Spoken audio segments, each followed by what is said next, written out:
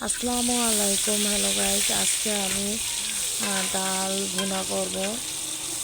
তো আমি এই জায়গায় পেঁয়াজ রসুন আর কালি জিরা মেথি আর কাঁচামরিচ আস্তে আস্তে আমি ফেলাই দিছি তেলের ভিতরে, আর হলুদ হালকা পরিমাণ দিছি, লবণও দিয়ে দিছি।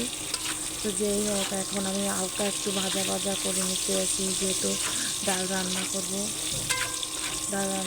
তো মুসুরি ডাল মশলাটা ভালোভাবে হালকা একটু ভাজা ভাজা হয়ে গেছে। এখন আমি দিয়ে দিচ্ছি ডালটা। ডালটা ধুয়ে আগে ফ্রেশ করে রাখছি, ওটা দিয়ে দেওয়ার পর সিদ্ধ হওয়া পর্যন্ত অপেক্ষা করব।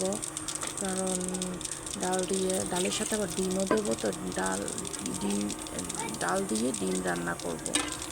তো এখন আরও একটু পানি দিয়ে দিছি, সেদ্ধ হওয়া পর্যন্ত অপেক্ষা করতে হবে। সেদ্ধ হয়ে গেছে। এখন আমি পর্যায়ক্রমে ডিমগুলো একটা একটা করে দিয়ে দিচ্ছি ডালের ভিতরে। আসলে কি, এইভাবে ডাল রান্না করলে ডালের বা এইভাবে ডাল ভুনা করলে ডালের অন্যরকম একটা স্বাদ, ফ্লেভার পাওয়া যায়।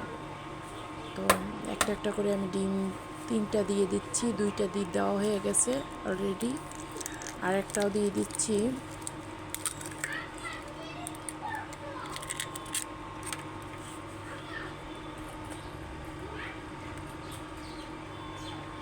তিনটাই দেওয়া হয়ে গেছে এবং এই রেসিপিটা লাস্ট পর্যায়ে। এবং কেমন হয়েছে আমার ডালের রেসিপিটা, আজকে একটা লাইক কমেন্ট সাবস্ক্রাইব করতে ভুলবেন না। মমস কুকিংয়ে এই ধরনের হুটহাট করে এই ধরনের রেসিপি আপনাদের সাথে শেয়ার করতে পারছি। আল্লাহ হাফেজ।